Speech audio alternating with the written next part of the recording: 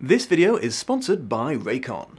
Hello my beautiful watchers and welcome back to Lost in Adaptation, the review show dedicated to comparing film adaptations of books to said books to see how loyally they recreated the original plots and themes. A few months ago I covered the BBC TV miniseries adaptation of Pride and Prejudice by Jane Austen. It was the first episode that I did with my new co-producer Kate, aka That Movie Chick, and I proclaimed that as soon as she hit the 20,000 subscribers milestone, we would cover the 2005 movie adaptation as well. She's currently just shy of 22,000, which is probably a poor reflection on the speed at which I keep my promises. Anyway, if you've not checked out her channel, you really should. She uses her almost terrifyingly comprehensive knowledge of movie and TV trivia to do breakdowns of female-led dramas and cancelled TV shows. Before we begin, a quick word about our sponsor. As you know, my beautiful watchers, I am a huge fan of audiobooks, but one has to acknowledge that the best book in the world would not be able to keep you entertained if you're not having a good listening experience. So, let's talk about the best listening experience I've ever had: Raycon earbuds. Raycon combines a shape that sits comfortably but very securely in your ears with shockingly good soundproofing and advanced battery life that can be bolstered by the compact portable charging case. Cooler still, they're crazy cheap compared to other premium earbuds, and there's a 45-day free returns policy, so you can be absolutely sure they're right for you. Now, word on the street is they're also amazing for listening to music, which I don't get a lot of opportunities to enjoy, but I am given to understand that Snoop Dogg, star of the 2004 smash hit Starsky and Hutch, is a big fan of these bad boys, so that's probably an endorsement you can trust. If you go to buyraycon.com/DominicNoble or click the link in the description, you'll get 15% off your order. I really do like these things a lot and recommend them to anyone who wants to escape from it all for a little bit with a good audiobook and or protect those around them from the dreaded overheard spoilers. Don't be the spoilers guy, people.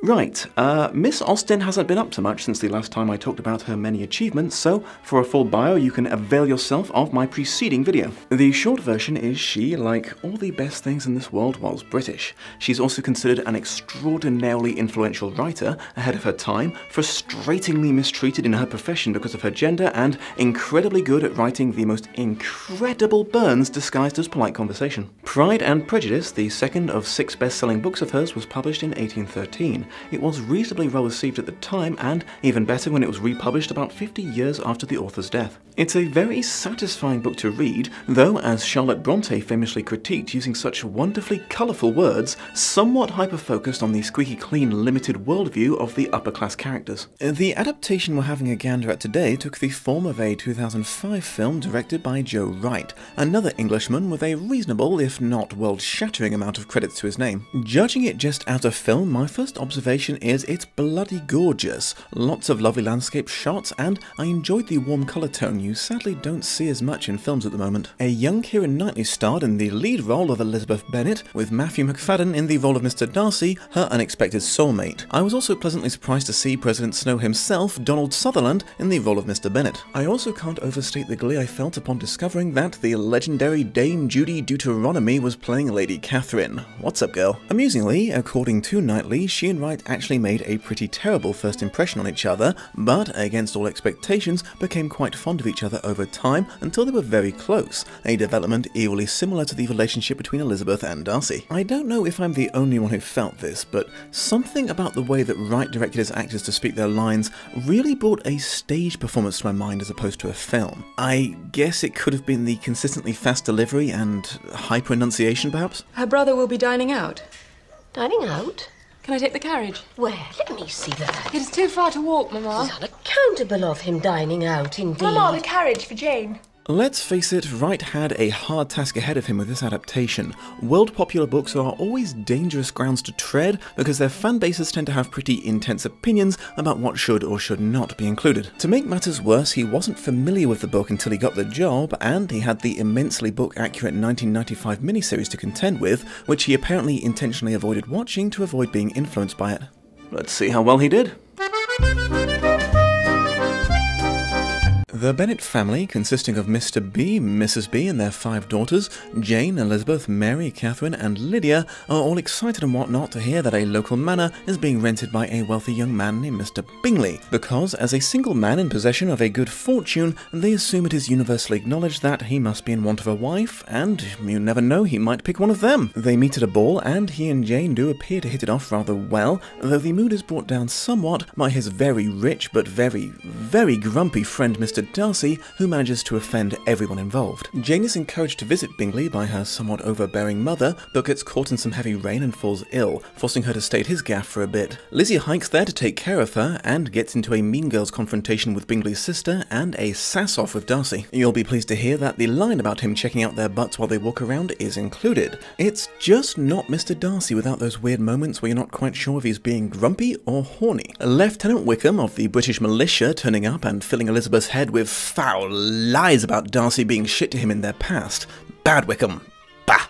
Mr. Collins coming round for a visit, who, as the closest living male relative to Mr. B, is set to inherit all of his stuff when he dies. Encouraged by her mother, he makes a proposal of marriage to Elizabeth, which is thoroughly rejected. Mrs. Bennet tries to browbeat her daughter into accepting, but her husband unexpectedly takes Elizabeth's side. In an unexpected turn of events, Bingley suddenly buggers off to London with no return plans. Jane goes after him to see what's up with that, and Elizabeth later discovers that the up with that is Mr. Darcy talked him into it like a butt. It turns out that Elizabeth's friend Charlotte is more amenable to Collins, so he takes her as his backup bride. Once they've been married for a bit, Lizzie comes to visit them and is invited to meet his patron, Lady Catherine, who turns out to be Mr. Darcy's aunt, leading to another awkward exchange of sass. Shortly later, Big D pulls a complete 180 on Lizzie and confesses undying love for her. Due to thinking he'd screwed over both Wickham and Jane, she tells him to bugger off, then feels kind of bad about it when he delivers her a letter explaining that Wickham was actually the villain of their backstory and he had mistakenly thought Jane wasn't interested in his BFF, so had tried to save him some heartbreak. Lizzie goes to stay with her aunt and uncle, who take her on a tour of Derbyshire. Go Rams! And of course they end up at Darcy's house, resulting in awkward encounter number 3. Sorry. Does every adaptation of this book have to have someone jumping up into the shot like an upper-class ninja? While she's there, she finds out that Wickham has run off with her youngest sister, Lydia, presumably just to love her and leave her like a massive asshole. Though, fortunately, they eventually return to her family as a married couple, leaving her and her family's honour intact. Through Lydia being a massive blabbermouth, Elizabeth deduces that D to the Darcy tracked them down and bribed Wickham into doing the right thing. On top of that, he also owns up to being an idiot to Bingley and successfully talks him into coming back and making up with Jane. Shortly later, Lady Catherine shows up, having heard an incorrect rumour that Lizzie and Big D Dog are engaged. Though temporarily relieved to hear that they aren't, she is enraged that Elizabeth won't promise to never be, which gives Darcy new hope that she's changed her mind, which she confirms she has, and everyone is happy now, except for Catherine, but we don't talk about her.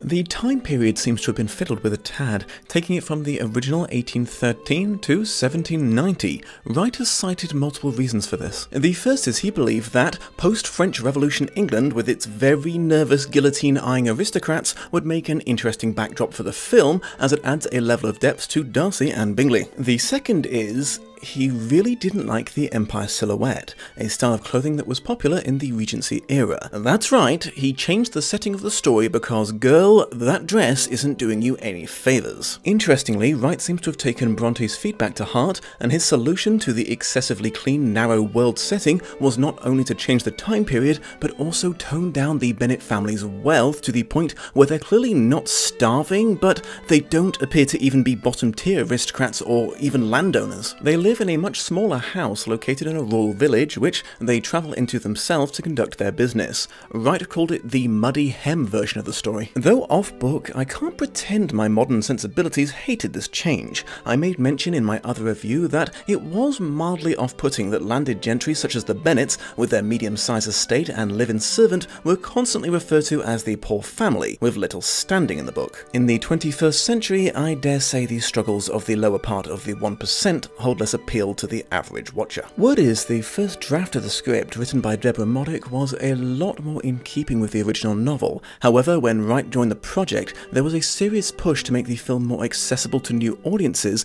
which might not be familiar with Austen's work. To this end, there's a subtle shift in the Bennet family dynamic. It would be unfair to call them dysfunctional in the book, but their early 19th century formalities could come off as slightly cold at times. The film depicts them as a lot more openly affectionate and supportive of each other. Wright even had the actors live together for a month during rehearsals to enhance this feeling of family togetherness. For better or worse, what he seems to have done, in my opinion, is transplant a more modern family dynamic onto this late 18th century family. Moving on to specific character comparisons, I've praised Elizabeth in the past for being a total SASS queen, and this version of her actually manages to come off as even more so. I always wish to give them as unstudied an air as possible.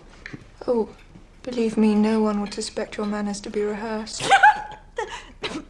Possibly because, like with the family as a whole, they transplanted some more modernised behaviour onto her. That said, I think that Knightley, a lifelong fan of the book, still embodied the essence of the character, which might be partly because she's expressed an exceptionally keen understanding of the difficulties inherent in film adaptations of reader stand-in characters. Yeah, it was terrifying, and I think, particularly with books like that, but particularly Pride and Prejudice, people who love it see themselves as Elizabeth Bennet, so you are never going to be the image that they have of Elizabeth Bennet, because it will be them. Bingley's awkwardness and excited innocent puppy nature is played up to the max in this. You can virtually feel the actor channeling his inner Hugh Grant. It's a pleasure. Oh, sorry, not a pleasure that she's ill, of course not. It's a pleasure that she's here, being ill.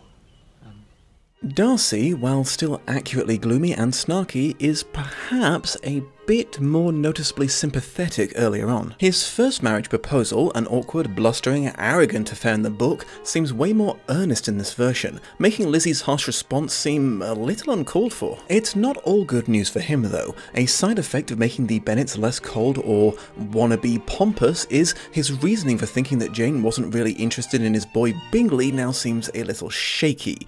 Jane is clearly as openly smitten with him as he is for her. This version of Mr. Bennet is the one exception to the general warming of the family. He forgoes the book originals and the 1995 version's quirkiness, instead coming off as kind of muted and disinterested throughout almost the entire film. Even when he's saving Elizabeth from her forced marriage, he doesn't seem that invested. The eventual payoff for this is when he finally expresses genuine emotion at Lizzie's happiness with Darcy at the end, giving away that he really does care about his children a great deal. It's a legitimate way to present the character, even if it's not very true to his origins. Just like in the miniseries, Mrs. Bennet can come off as an antagonistic character due to her single-minded obsession with marrying off her daughters to any moderately wealthy man who will take them. In fact, she actually seems worse in this version because the reveal of just how screwed the girls without husbands will be once their father dies is left until quite a way into the story, and without it, her motivations are easy to assign to pure social ladder climbing and a controlling nature. However, this is still probably one of the more sympathetic versions of her I've seen because of the now much brought up caring family dynamic. You see some humanizing moments of genuine conversation and affection with her daughters as they support each other. Getting into minor things, there's a recurring joke in the film that every time there's a private conversation going on, the entire Bennet family is listening at the door. While Mr. Collins is still every bit the annoying arsehole that he was in the book, I have to admit I did feel a slight pang of sympathy when everyone burst in and started laughing at his humiliating rejection. They added a scene of Darcy helping a very nervous Bingley rehearse his proposal, and goddamn it is adorbs. The ending to this film is something of a sore point for die-hard Austen fans. The book summarised the marriages and happy lives of the main cast, but that would be difficult to pull off in a visual medium. However, few people were convinced that ripping off the ending to 16 Candles was the next best option.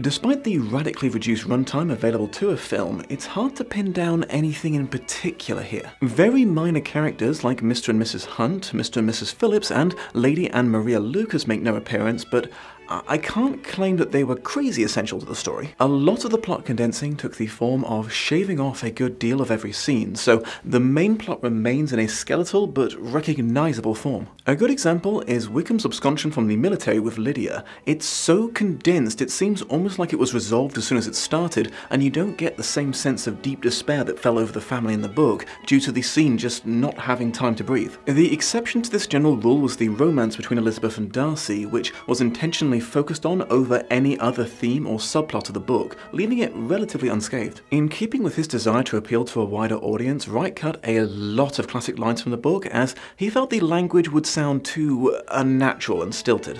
Final thoughts. All in all, I would probably describe this as pretty accurate to the core of the story, but hella condensed. It feels weird to call something that's actually set further in the past than the original modernized, but that's the only way I can describe the feel of these characters. I will say this, whether or not you approve of Wright's desire to make Pride and Prejudice more appealing to a younger audience, I don't think anyone can deny the success of his attempt. The film performed well and is often credited as being people's first introduction to Jane Austen's books, and that's pretty cool. I'd personally give this adaptation a tentative thumbs up, but I do sympathise with Jane Austen fans who felt that too many liberties were taken. Just before I wrap up, I know you're curious to know how it stacks up to the miniseries. Well, the series probably takes the win for book accuracy just because it had so much more runtime to work with. I think There Mr. Bennet was a better interpretation, and Matthew McFadden just can't hold a candle to Colin Firth when it comes to pulling off grumpy sexy. However, I was very charmed by Knightley's Elizabeth, and most of the cast of the film are a combination of more likeable and more memorable. All that said,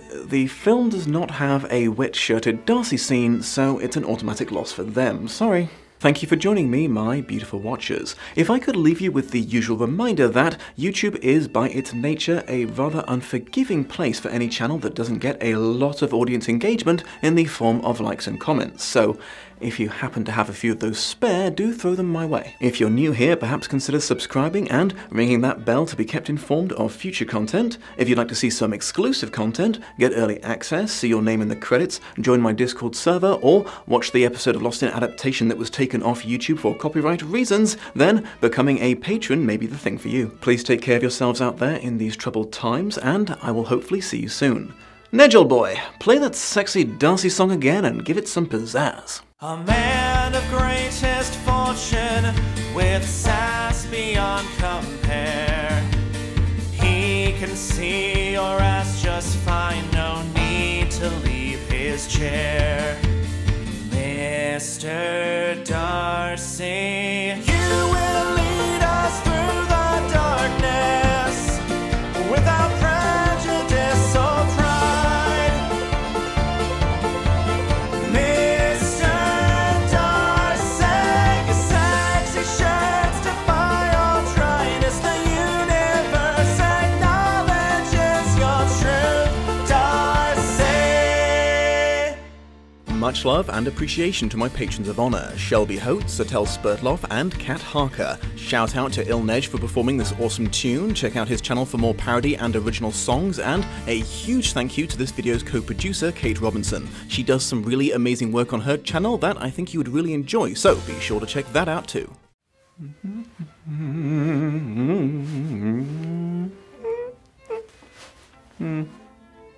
Please take care of yourselves out there in these troubled times, and I will hopefully see you next time. Time twice. Time travel.